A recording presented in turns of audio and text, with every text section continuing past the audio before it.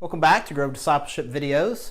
Where in this section we've been talking about this wheel diagram where kind of as an illustration of kind of what a healthy growing Christian life can look like that has Jesus at its center. That obedience is kind of the goal. It's also kind of the measure by which you can know that your life is going in the right direction. We've talked about these vertical spokes, which are the ways that we relate to God. God gives His word down to us. We give prayers up to Him. And now we're going to talk a little bit about these horizontal spokes, which are the ways that we interact with other people. If you'll remember, in our two great commandments, what Jesus said was the most important thing that you could do is first and foremost, love the Lord your God with your heart, soul, mind, and strength. And this is one of the primary ways that we do that. And then the second one is like it, love your neighbor as yourself. And so there's essentially two categories of people that we need to learn to interact with, people who don't know Christ and people who do know Christ. And today we're going to talk about the people who don't know Christ. And it's obviously the relationship that we need to have with them is more than simply evangelism, more than just sharing our faith with them. We need to be doing a lot more. That we need to be loving them, serving them. We need to have friendships. We need to care about them. But one of the primary ways that we do that is figuring out a way to help them know who God is through Jesus Christ.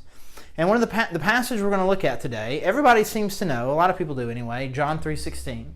For God so loved the world that He gave His one and only Son, that whoever believes in Him should not perish, but have eternal life.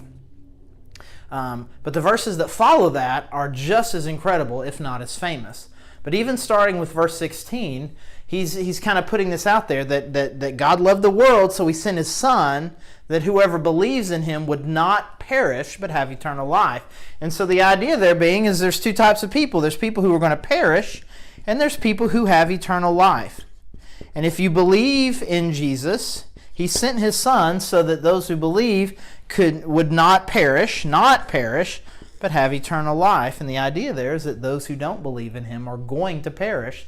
And that's what continues on in the passage in John 3:17. For God did not send His Son into the world to condemn the world, but to save the world through Him. Whoever believes in Him is not condemned, but whoever does not believe stands condemned already, because they have not believed in the name of God's one and only Son.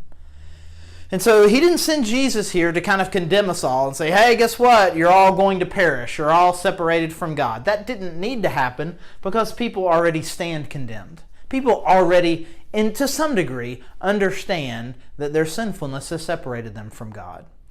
People are already condemned. They don't need condemnation. And that's a good thing for us to understand. People don't need condemnation from you. They may need some clarity about what condemnation means. They definitely need some clarity about what one is supposed to do with the condemnation, the guilt that comes from sin, the separation that comes from sin. But they don't need our condemnation. People already stand condemned. But what needs to happen is that they need to know that this is why God sent His Son. Not to condemn you, but to save you. And if you believe, you're not condemned. If you believe in the name of God's one and only Son, that is the message that we need to bring to people. Not a message of condemnation.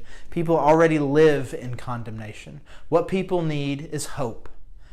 And everyone needs this. Romans 3:23, for all have sinned and fall short of God's glory. Everyone has sinned. Everyone has fallen short of God's standard in some way, and therefore they're going to perish. Therefore, they stand condemned. This is true of everyone. Now, you need to bring the message of hope to them, not condemnation. But you may think, well, I don't think somebody talk to me, they may not believe that they're condemned. They may not believe that sin is real. And if you talk to them about sin being real and the consequences of sin, they say, I don't believe that. Well, then they don't believe it. You're not having to convince people. You're not beating people over the head. You're sharing this message of hope and life. The thing that I believe is that everybody knows that they're condemned. Everyone knows that sin has consequences. And they've chosen to believe things and tried to put things together where they don't really have to really live out the consequences of that. But I think people know it. But at some point, if someone is going to reject and not believe in the name of God's one and only Son, there's going to come a point where the conversation ends. Like, I don't believe that. And you're going to be like, okay. And then the conversation can move to something else. But it is important for us, as we think about the way that we interact with people who don't know Jesus, we need to know and understand that people without Jesus are lost. People without Jesus are condemned. People without Jesus are perishing. Doesn't matter if they're a good person. Doesn't matter if you like them. People who do not have Jesus stand separated from Him. And for some of us, that's a hard thing that we need to process. And that's why we're taking this one session not to talk about how to do evangelism, but the need for it. Because we need to kind of stop and process and let that sink in. Do I really believe that all of the people around me who do not know Jesus are perishing and are condemned without Him? And so let's just spend some time. Let's spend some time talking about that, praying about that, interacting about that. Because if that need is real, then it becomes even more important for us to be able to know how to share the gospel, the good news, the hope of Jesus Christ with people who need it.